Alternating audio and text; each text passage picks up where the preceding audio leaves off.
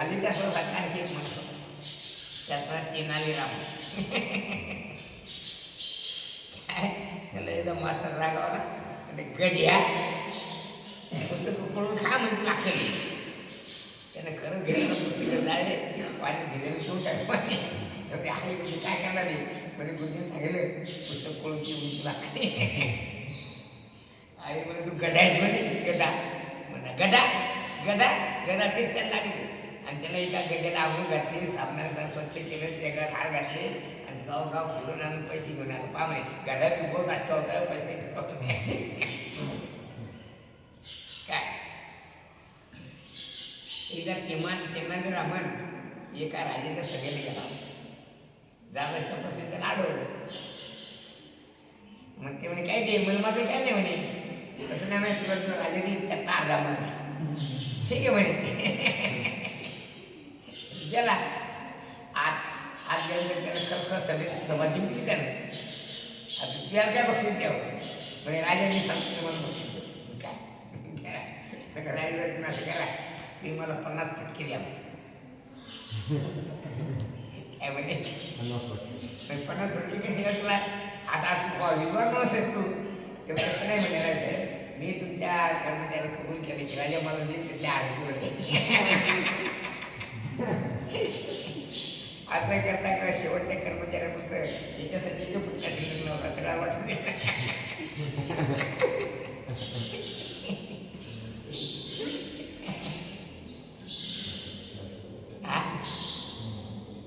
मला नाही पोरांना शाळेत काय वाटत नाही तेनाली रामन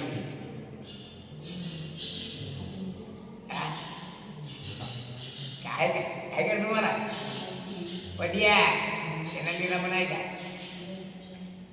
असं न झालंच एक समजा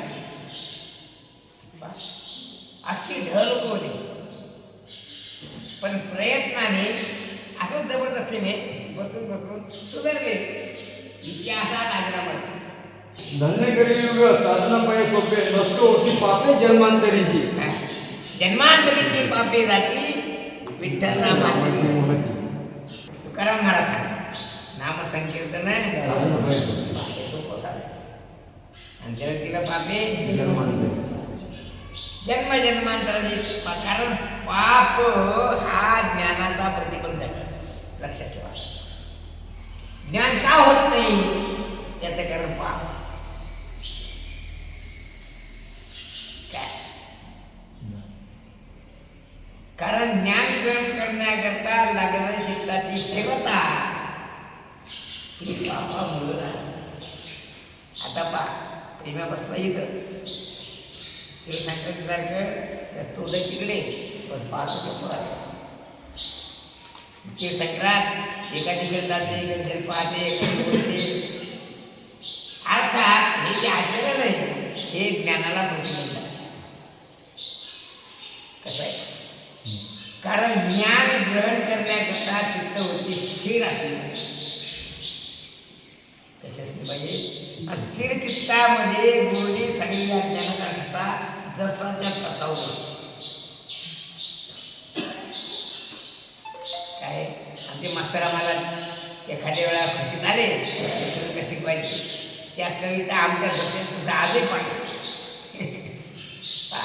वनी खेळती बाळती बल्लवाची तिरी खोविती मस्तकी पल्लवाची फुलांची गळा घालती विहार पुन्हा खासरीती किरती विहार पाच पाठ अर्थात स्थिरचित्तानं जे ऐकलं ते 1000 वेळा अभ्यास करूनही ध्यानात राहत नाही पण स्थिरचित्तानं एकदा ऐकलं की पूर्ण ठसा म्हणते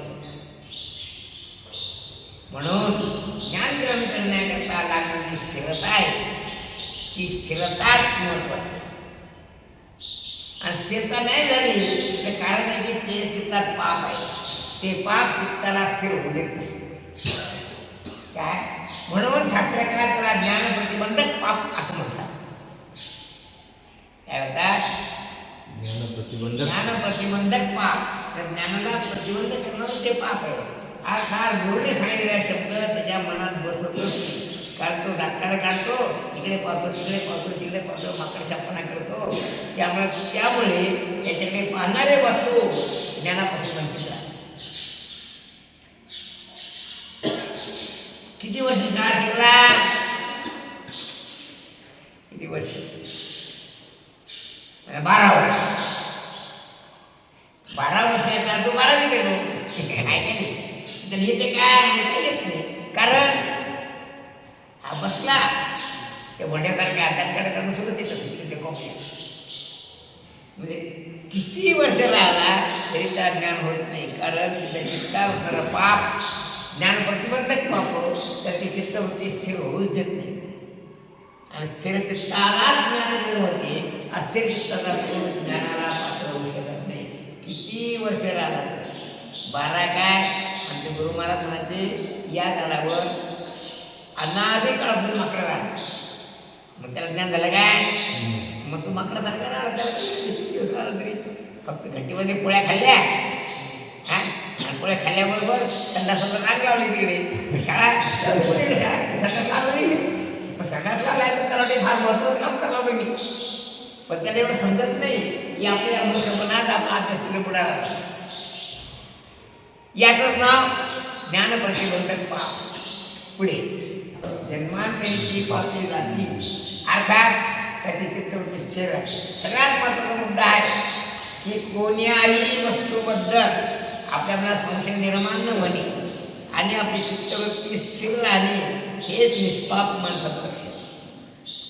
आणि चित्तामध्ये बेचैनावस्था निर्माण होणे हेच पापाचं लक्षण आहे. हे ध्यान ठेवा. काय आपली चित्तवृत्ती स्थिर होणे, समाधानाच्या अवस्थेत राहणे हे निष्पापपणाचं लक्षण. आणि किती सत्ता संपत्ती विद्या मिळवून सुद्धा जर समाधान होत नसेल तर हेच पापाचं सुद्धा हेच लक्षण. पाप काय करणार? माणसाची चित्तवृत्ती स्थिर होऊ देत नाही. कारण ते पाप माणसाच्या अंतःकरणात धरून बसलेले असतात. तो अंतःकरणाला बोधाची अवस्था येऊन देत नाही. काय कारण महाराज सांगायला आला किंवा मुली शिकवायला लागले की ते दुसरीकडे पाहिजे. गुरुच्या शब्दाचा परिणाम त्याच्यावर होतच नाही. कारण त्याची वृत्ती स्थिर असते. काय मग स्थिर बुद्धी ही असं मूढ म्हणजे तो मूढतेला प्राप्त होत नाही. स्थिर बुद्धीचा बरोबर. अस्थिर बुद्धी हेच पापाचं लक्षण आहे. हे ज्ञानात असू द्यावं. म्हणून आपल्या मनात होते संशय, शंका, चित्तता, चंचलता नसणे हे निष्पाप माणसाचं लक्षण. पुढे त्या व्यक्तीला कोणत्याही प्रकारचे योग यागाची क्रिया प्राणायाम हे काही करायची आवश्यकता नाही. कारण चित्तशुद्धे कर्मे न तो वस्तू पदम. चित्ताच्या शुद्धीकरणाचे कर्म आहेत ते त्याला करायची गरज नाही. कारण ते चित्तवृत्ती स्थिर असते. काय म्हणजे काय कोणत्याही गुरुने त्याला सांगितलं त्याचं पाठ होते. त्याचं नाव एक पाठ. अभ्यास केल्यानंतर पाठ होते त्याचं नाव द्विपाठ. आणखी प्रयत्नाने पाठ होते तर त्रिपाठ. आता पुढचा नाही पाहिजे त्याचं पाठी नाही. किती येतं? एक पाठी, द्विपाठी, त्रिपाठी. बस येथे चौथा नाही पाहिजे. काय पुढे बोल. म्हणून रात्रंदिवस दिन हरिभजन केले असता माणसाला मोक्षाची प्राप्ती होते. म्हणून हरिभजन मोक्षाची प्राप्ती याचा अर्थ असा की अंतःकरणाचे संशय शंका सगळ्या घेऊन जातात. चित्तवृत्ती स्थिर होऊन जाते. याचंच नाव आहे तो दुःख. म्हणजे पाप त्याला टाकून पळून जातात. वर्षांती जशी घन आकाशात काय वर्षांतू समाप्त झाला म्हणजे आकाशामध्ये आपोआप निघून जातात. तसे पाप त्याचा अंतःकरणात ठाव ठिकाण सोडून निघून जातात. कारण त्या ठिकाणी ज्ञानाचा प्रकाश पडलेला असतो. पुढे म्हणून याचा अर्थच आहे. म्हणून आम्ही सांगितलं की घागर भरत चालली म्हणजे आवाज येत नाही आणि रिकामी घागर वाजते. याचा अर्थ असा आहे की याच्या अंगात जर गुणवत्ता प्रवेश करायला लागली तर त्याचं तोंड बंद होते. काय तो मुका होतो आणि जो बोलतो ते भाडं कच्च असते, म्हणजे रिकाम असते. टणटण कोणतं भाडं असते? रिकाम आणि भरले की तसं जो बोलत नाही, अनुभव सुद्धा बघतो, आतले आत बघतो, तो विद्वान पुरुष आहे असं समजा. काय आणि त्याची बडबड करते, त्याची ती बडबड त्याच्या पापाचं लक्ष की याच्या अंतकरणात पाप येतं, ते पाप याला ज्ञानाला आत देत नाही असं जातो. तेव्हा पापाच्या विरुद्ध दुसरा उपाय एकच आहे, कोणतं? विठ्ठल नामाची महती कोणती? जन्मांतराची पाप जाती विठ्ठल नामाची महती. तेव्हा जन्मजन्माच्या पापाच्या विरुद्ध एकच उपाय आहे, विठ्ठल नामाचा उच्चार. पुढे बीज मंत्र हाची विठ्ठल विठ्ठल, बीज मंत्र हाची विठ्ठल विठ्ठल, बीज मंत्र हाची विठ्ठल विठ्ठल, बीज मंत्र हाची विठ्ठल विठ्ठल, अचूकपणे बोल प्राणसच्या, अचूकपणे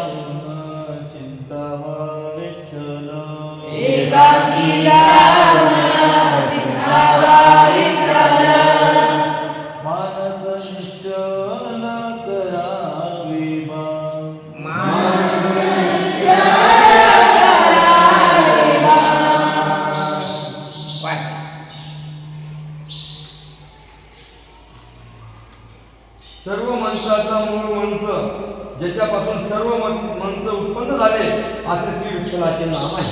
बीज म्हणजे ज्याच्यापासून सर्व उत्पन्न होते त्याचं नाव बीज. नाही बीजचे झाले तर म्हणजे बीजापासून झाड उत्पन्न. तर ज्या एका अक्षरापासून संपूर्ण शब्दसृष्टी निर्माण होते त्याचं नाव आहे बीजाक्षर. कोणते बोला, सर्व वर्ण प्रकृती स्वरूप